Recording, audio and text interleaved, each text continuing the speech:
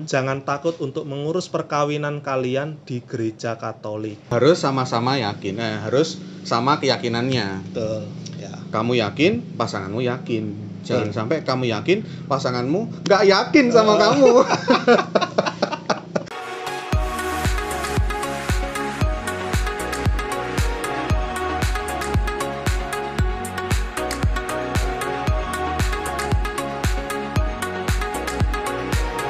Jangan lupa subscribe, klik like, komen, share.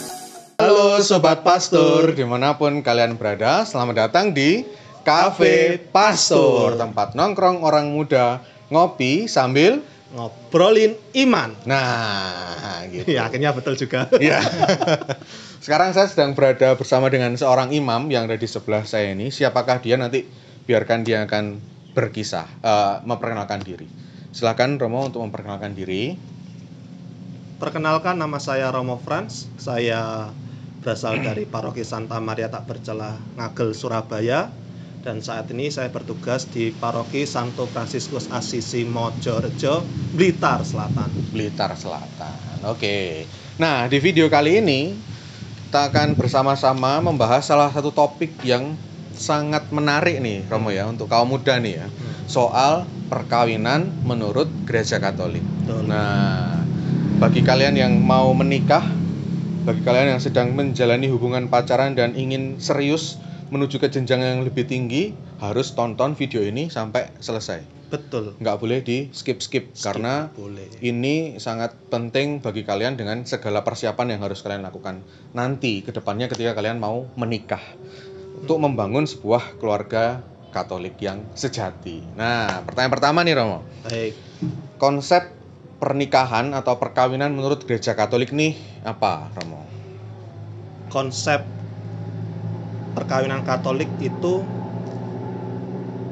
perjanjian antara laki-laki dan perempuan untuk membangun persekutuan hidup kasih di dalam keluarga atas dasar cinta kasih itu sendiri. Atas dasar cinta kasih. Jadi ada beberapa poin ya. Sangat ada poin. Satu, perjanjian tadi ya. Perjanjian.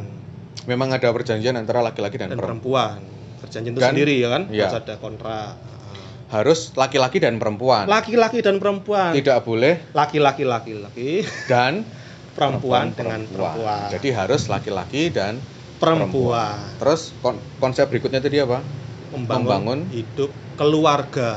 Membangun hidup keluarga. Jadi memang direncanakan untuk membangun keluarga. Membangun keluarga. Terakhir, atas dasar cinta kasih. Jadi keluarga dibangun bukan hanya sekedar alasan ekonomi misalnya. Betul. Ya, pasangannya kaya atau pasangannya ganteng, betul, cantik, tapi didasari oleh cinta kasih. Wah, luar biasa. Cinta. Nah, kita sudah tahu nih konsep pernikahan atau perkawinan menurut Gereja Katolik ya. Romo Frans sudah menjawab itu. Nah, kemudian Gereja Katolik ini kemudian memang terkenal gitu ya, Romo, atau dikenal oleh banyak orang, bukan hanya yang dari Katolik saja, bahwa perkawinan Gereja Katolik itu tak dapat diceraikan. Betul. Betul ya. Dan hanya boleh dengan satu pasangan gitu. Laki-laki dan perempuan. Laki-laki dan perempuan. Nggak boleh perempuannya banyak atau nggak boleh laki-lakinya banyak gitu. Iya. Nah, itu kenapa menurut Gereja Katolik itu tidak boleh ada perceraian. Nah, gitu. Dalam Gereja Katolik tidak ada perceraian karena perkawinan Katolik itu mempunyai ciri khas. Ciri khas ini berarti hal yang melekat, yang sangat dekat dengan perkawinan itu sendiri. Ciri khasnya apa? Ciri khasnya ada dua, yaitu satu dan tidak terpisahkan. Satu itu artinya monogam. Satu pasangan laki-laki dan perempuan, maka konsekuensinya berarti dia harus menikah satu laki-laki dengan satu perempuan. Tidak boleh satu laki-laki dengan dua perempuan. Atau 3, 4, 5 gitu nggak boleh. Atau sebaliknya satu perempuan dengan 2 atau 3 laki-laki. Nggak boleh. Okay. Satu juga kalau orang Jawa itu mengatakan pasangan kita ini sebagai sigaraning nyawa. belahan jiwa. Belahan gitu. jiwa. Kalau tidak ada pasangan saya maka hidup saya akan hilang. Hampa. Gitu. Hampa terasa. Kayak separuh nafas sudah dibawa oleh pasangan saya. Gitu. Betul sekali. Waduh. Itu artinya satu. Itu konsep yang pertama. Iya. Artinya monogam memang ya, Monogam. bukan poligami. Betul. Monogam. Yang kedua, adalah tidak terputuskan, tidak terceraikan kecuali oleh kematian itu sendiri. Nah, iya. Jadi selama pasangan itu masih hidup tidak boleh ada perceraian. Betul. Kenapa? Padahal misalnya kan banyak nih keluarga yang saya sudah nggak cocok dengan laki-laki itu atau dengan perempuan itu, dengan suami atau istri saya gitu, karena menjengkelkan, terus kasar misalnya gitu. Tapi kenapa kok tetap walaupun apapun alasannya di dalam gereja Katolik tidak boleh ada perceraian? Ya karena harus dilihat perkawinan Katolik itu bukan hanya sekedar perkawinan manusiawi atau duniawi. Betul. Yang hanya didasarkan oleh perasaan suka, tidak suka, like or dislike, ya kan? Tetapi perkawinan itu adalah sesuatu yang kudus. Sesuatu yang kudus itu berarti Allah sendiri yang merencanakan seseorang bertemu dengan pasangannya untuk hidup dalam satu keluarga itu sendiri. Sehingga dari situ ketika seorang laki-laki dan seorang perempuan hidup bersama dalam keluarga, ia pun dituntut untuk menjaga kekudusan hidup bersama di dalam keluarga. Begitu. Jadi selalu meletakkan Tuhan di dalam pusat keluarga mereka gitu. Untuk mencapai kekudusan itu sendiri sama seperti Tuhan yang adalah kudus. Nah, gitu. Hal yang lain Rama, mungkin ada ajaran dari Tuhan Yesus mungkin. Ajaran Tuhan Yesus tentu yang paling banyak kita kenal adalah apa yang dipersatukan oleh Allah janganlah dipisahkan atau diceraikan oleh manusia. Nah, itu tadi memang ada kaitannya dengan kekudusan itu tadi ya. Karena Tuhan Allah sendiri yang memberkati, Tuhan Allah yang menyatukan, mengusahakan menjadi kudus dan tidak boleh begitu saja diceraikan oleh manusia. Hanya kehendak manusia. Hanya karena bosan, egois tadi ya. Suka tidak suka. Gitu. Sobat pastor yang terkasih. Nah, sekarang tujuan perkawinan menurut Gereja Katolik sih, Romo. Tujuan perkawinan dalam Gereja Katolik itu ada 3, Romo. Yang satu adalah untuk kesejahteraan suami istri. Kesejahteraan suami istri. Artinya apa itu? Artinya bahwa seorang suami istri ingin hidupnya bahagia. Nah, itulah yang seringkali terungkap dari pasangan calon manten. Ketika ditanya, "Kenapa kamu ingin menikah?" Karena saya ingin bahagia. Nah, salah satu bentuk bahagia itu adalah orang yang sejahtera, ya.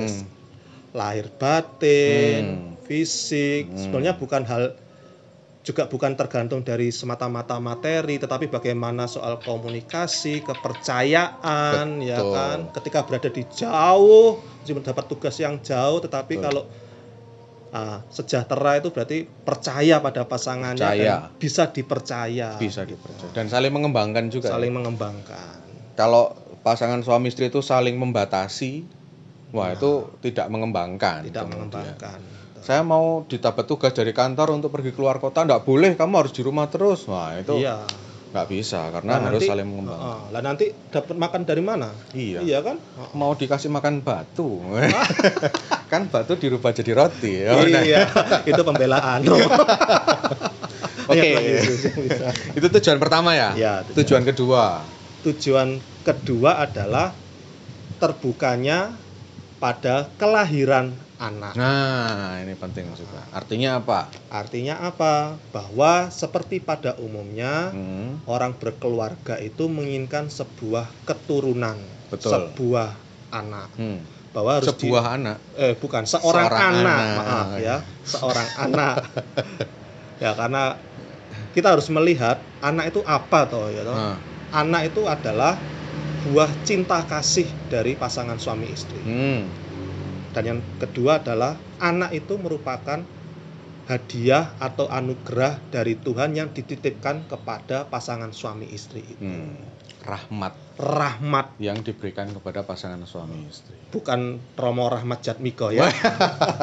Dan bukan beban juga gitu ya. Ya, anak betul. bukan jadi beban, tapi sebuah rahmat kepercayaan yang diberikan Tuhan kepada pasangan suami istri itu. Sekarang tujuan yang ketiga. Tujuan yang ketiga adalah pendidikan anak. Penting juga penting ini bahwa untuk kalian yang mau menikah dan nantinya akan punya anak, tujuan yang ketiga ini menjadi penting. Gimana itu, Romo? Pendidikan, bahwa ternyata kita ini berbeda dengan hewan ya. Kalau hewan itu kan setiap waktu bisa kawin, bisa beranak, lalu dibiarkan begitu saja, anaknya bisa sendirian. Tapi kalau kita ya kalau punya anak maka harus memikirkan masa depannya, pendidikannya bagaimana. Nah, pendidikannya ini bukan hanya soal pendidikan formal, dan memang harus kalau sudah sejak menikah berarti anaknya harus masuk di sekolah Katolik. Iya, itu. Karena harus dibina dalam iman Katolik. Iya. Nggak boleh dibiarkan begitu saja. Maka sejak kecil harus dibaptis bayi. Harus dibaptis secara Katolik. Romo Pepi dari baptis Katolik. Sekolah Katolik kan? Sekolah Katolik. Dari TK sampai SMP. Enggak, kan? Saya hanya SMA saja. Tapi saya dididik juga dalam iman Katolikan. Betul. Nah, itu tujuan perkawinan. Nah, sekarang nih Romo ya. Ada pasangan muda-mudi nih, sudah berpacaran cukup lama. Terus mereka mau mempersiapkan pernikahan. Kira-kira langkah-langkah apa yang harus ditempuh oleh calon pasangan suami istri ini untuk bisa mempersiapkan pernikahan mereka? Romo kan di paroki sering bertemu dengan itu juga ya. Caranya adalah pertama-tama seharusnya berangkat dari pasangan calon suami istri itu, bahwa mereka harus sungguh-sungguh mencintai ya, dengan segala kelemahan, kekurangannya. Nah, itu yang harus dipegang, harus ada komitmen dulu untuk hidup dalam perkawinan. Nah, kalau sudah direncanakan, maka kalian bisa langsung datang ke Romo paroki. Bertemu dengan Romo kepala paroki atau Romo rekan yang bertugas di situ untuk menyatakan niat, Romo saya mau menikah. Nah, tujuannya apa? Tujuannya juga agar Romo parokinya tahu umatnya, ya kan? Kan umat Katolik kan tidak hanya satu atau 100, tapi kan banyak. Biar ada pertemuan. Gitu. Nah, setelah dari situ, setelah ketemu dari Romo dan Romo paroki, maka bisa langsung datang ke sekretariat. Untuk mengurus syarat-syarat persyaratan administrasi perkawinan. Silahkan nanti langsung ke sekretariat. Yang pasti kalian harus mengumpulkan surat baptis terbaru. Iya. Nggak boleh yang sudah 6 tahun lalu gitu, nggak boleh. Terbaru. Dan itu mengurusnya minimal 6 bulan sebelum menikah. 6 bulan sebelum menikah. Maka perkawinan bukan sesuatu yang main-main dong ya. Betul. Perkawinan harus disiapkan jauh-jauh hari gitu. Karena agar lebih bisa mempersiapkan hati juga. Betul. Mempersiapkan mental. Iya. Selain mempersiapkan tetek bengeknya. Iya. Gedung, pakaian dan sebagainya. Betul. Tapi juga pertama-tama mempersiapkan imannya. Betul. Gitu. Maka harus berapa tadi? Minimal 6 bulan. 6 bulan sebelum menikah. Kalau kalian mendaftarkan 6 bulan sebelum menikah, kami, para Romo ini yakin bahwa kalian memang serius niat untuk menikah. Betul sekali. Tapi kalau tiba-tiba mendadak, hanya jarak sebulan itu bahkan, nah itu bisa jadi pertanyaan. Kenapa kok tiba-tiba sekali mau menikah gitu ya? Apalagi cuma seminggu. Wah itu 10 hari gitu ya. Dan yang penting adalah kalau kalian mengurus, harus kalian sendiri yang datang. Dan harus berdua ya? Harus berdua. Karena apa? Yang mau menikahkan kalian. Kalau kalian mengutus orang lain, misalnya orang tua atau karyawan, nah yang menikah apakah kalian? Apakah yang menikah orang tua? Orang tua. Ya, setelah dari mengurus itu, maka prosesnya 6 bulan itu diisi dengan proses belajar persiapan perkawinan. Biasanya dikenal dengan pelajaran KPP. Nah, KPP. Kursus persiapan perkawinan. Ya, perkawinan. Oke. Lalu yang kedua adalah kanonik. Kanonik itu apa? Kanonik itu kalau dalam bahasa saya sendiri itu adalah wawancara, bukan wawancara tapi wawan hati antara romo paroki dengan pasangan calon itu sendiri. Nah, diharapkan kalian jujur. Betul. Dengan persiapan kalian, tidak perlu ditutup-tutupi. Setuju. Ya, sehingga kalau misalnya sudah diberkati dan kemudian kalian baru ngomong, Romo ternyata saya tidak suka dia karena ini, ya itu salah kalian sendiri. Resikomu sendiri. Resiko sendiri. Tanggung sendiri. Gitu. Sebuah konsekuensi atas pilihan. Kalau waktu itu tidak mau jujur dan terbuka kepada romonya. Apapun itu Romo ya. Apapun itu. Oke. Begitu. Ada lagi prosesnya mungkin? Kira-kira garis besarnya seperti itu ya. Terus ya persiapan-persiapan kecil-kecil itu ya. Kecil-kecil. Kalau di gereja nanti bagaimana, resepsi bagaimana, gladi bersihnya bagaimana dan sebagainya. Tapi bagi paroki sendiri, hal-hal itu ketika kalian melakukan itu dan memenuhi semua persyaratannya, cukup bagi kami untuk yakin bahwa memang calon pasangan ini kemudian siap untuk dinikahkan. Yap. Agar kaminya mantap gitu. Nah, terakhir. Ya. Pesan untuk kaum-kaum muda, orang-orang muda di luar sana yang memang sedang ingin serius dengan pasangan mereka dan ingin berlanjut ke tingkat yang lebih tinggi, yaitu memasuki jenjang perkawinan. Kira-kira menurut Romo Frans, pesan-pesan apa yang bisa Romo Frans berikan kepada mereka? Bagi saya ada 2 pesan penting. Oke. Yang pertama, persiapkan masa pacaran kalian sungguh-sungguh. Betul. Untuk saling mengenal satu sama lain dan nanti dihidupi dalam hidup perkawinan. Betul. Itu. Lalu yang kedua, jangan takut untuk mengurus perkawinan kalian di gereja Katolik.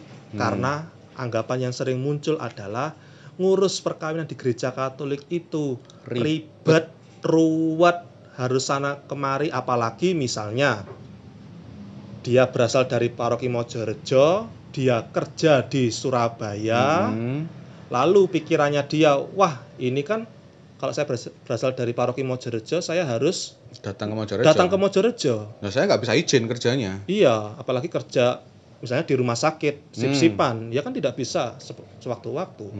Maka Anda bisa mengurus di paroki di mana Anda tinggal di situ. Paroki domisili ya. Paroki subdomisilinya. Subdomisili. Di situ bisa mengurus segala berkasnya di sana, lalu nanti berkas itu akan dikirim ke tempat pernikahan. Tempat di mana kalian mau menikah. Gitu. Jadi nggak ribet sebenarnya ya. Dan satu lagi Romo. Oke, satu lagi. Pesan untuk kaum muda ya. Iya, aktif di lingkungan ya. Nah, aktif di lingkungan. Kenapa itu penting? Biar bisa dapat tanda tangannya ketua lingkungan sama ketua wilayah. Tetap harus aktif ya. Iya, karena beberapa kasus di sini ketua lingkungan, ketua wilayah tidak berani memberikan tanda tangan karena tidak mengenal, tidak pernah aktif dalam doa lingkungan, sehingga ya bagaimana lagi? Iya. Ada lagi? Sudah Romo. Tapi ada lagi, saya punya satu. Oh ya, silakan Romo. Apalah yang ketiga? Harus punya pasangan. Pasangannya harus laki-laki dan perempuan. Iya, kamu mau nikah, ayo aku sudah siap nikah. Sama siapa? Nggak ada pasangannya. Waduh. golek sih, cari dulu. Sudah dapat pasangan, pacaran, saling mengenal, dia menurut Romo Frans, terus aktif di lingkungan, baru kalian boleh menikah. Betul. Dan gandengan. Nah iya. Masa kalian sendiri terus? Dan juga satu lagi. Apa? Harus sama-sama yakin. Harus sama keyakinannya. Betul. Ya. Kamu yakin, pasanganmu yakin. Jangan sampai kamu yakin, pasanganmu nggak yakin sama kamu. Melas uripmu. Bukan yakin ditolak loh ya. Aduh. Itu aja. Ya. Obrolan yang sangat menarik, mendalam soal perkawinan. Maka semoga bermanfaat untuk mereka yang menonton, yang ingin mempersiapkan perkawinan mereka. Betul. Dan perkawinan itu sekali seumur hidup. Maka persiapkan dengan sebaik-baiknya, kenali pasanganmu dengan sebaik-baiknya agar tidak ada penyesalan dan kekecewaan yang terjadi kemudian setelah kalian bersama-sama menikah dan membangun rumah tangga. Betul, Romo. Terima kasih Romo Fran sudah ngobrol-ngobrol Romo bareng. Depi. Semoga semakin semangat dalam panggilan juga. Ya, Dan semakin semangat mendampingi anak-anak muda yang mau mempersiapkan perkawinan mereka. puji Tuhan. Jadi Romo Paroki yang baik. Wow, gitu aja. Kalau kalian suka dengan video yang kayak gini, jangan lupa apa Romo Frans? Klik like and subscribe. Dan juga komentar kalau positif. kalian masih punya pertanyaan-pertanyaan ya. Oke. Terkait dengan perkawinan di dalam Gereja Katolik. Dan juga jangan lupa untuk membagikannya kepada teman-temanmu di luar sana. Siapa tahu mereka juga sedang ingin serius dengan hidup mereka dan mau mempersiapkan perkawinan. Gitu saja. Terima kasih sudah menonton video ini sampai di detik ini. Dan juga semoga kalian semua tetap sehat, semangat, dan Tuhan Memberkati kalian semua. Dadah.